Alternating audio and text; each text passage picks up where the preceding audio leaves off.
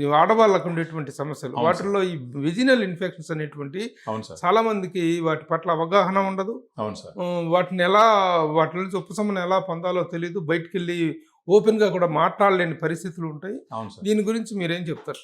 మామూలుగా ఎప్పుడన్నా వెజైనా కొంచెం ఇరిటేట్గా ఉంటే క్లీన్ చేసుకుంటారు మహిళలు. ఆ క్లీన్ చేసుకునేటప్పుడు వాటర్తో హార్డ్గా క్లీన్ చేస్తారనమాట. వెజైనా గోడల్లోకి వాటర్ని పంపించి క్లీన్ చేస్తారు ఇరిటేషన్ వల్ల. ఆ ఇరిటేషన్ వల్ల అప్పుడు ఏమవుతుందంటే లోపల ఉన్న గుడ్ బ్యాక్టీరియా అంతా ఈ వాటర్తో క్లీన్ చేసుకునేటప్పుడు బయట వెళ్ళిపోతుంది.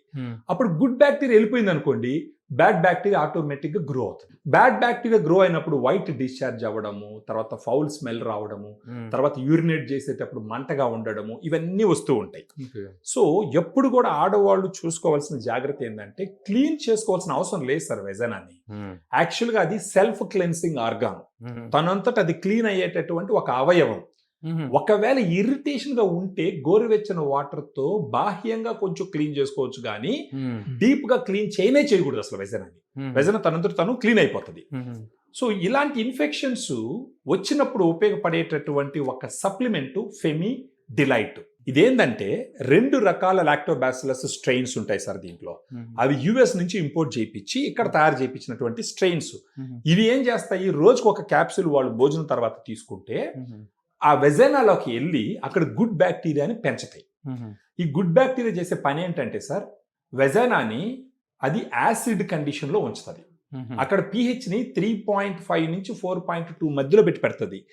ఆ pH లో ఉన్నప్పుడు బ్యాడ్ బ్యాక్టీరియా అక్కడ బతకదు. ఎందుకంటే ఆమ్లంలో బతకో కదా సార్, యాసిడ్లో బతకో ఏది కూడా. ఇది యాసిడ్ ఎన్విరాన్మెంట్. <7 ఉంటే యాసిడ్ ఎన్విరాన్మెంట్, అబౌవ్ 7 ఉంటే అది ఆల్కలైన్ ఎన్విరాన్మెంట్. ఈ గుడ్ బ్యాక్టీరియా ఈ యాసిడ్ అక్కడ ప్రొడ్యూస్ చేయడం వల్ల అక్కడ ఏంటంటే బ్యాడ్ బ్యాక్టీరియా గ్రో అవ్వదు. సెకండ్, ఈ బ్యాడ్ బ్యాక్టీరియాని చంపేటటువంటి కొన్ని కెమికల్స్ని ఇప్పుడు ఈ ఫెమిడిలైట్లో ఉండే గుడ్ బ్యాక్టీరియా రిలీజ్ చేస్తుంది అక్కడ. సో ఆటోమేటిక్గా బ్యాడ్ బ్యాక్టీరియాని చంపడం వల్ల ఎప్పుడు కూడా వెజైనా హెల్తీగా ఉంటుంది.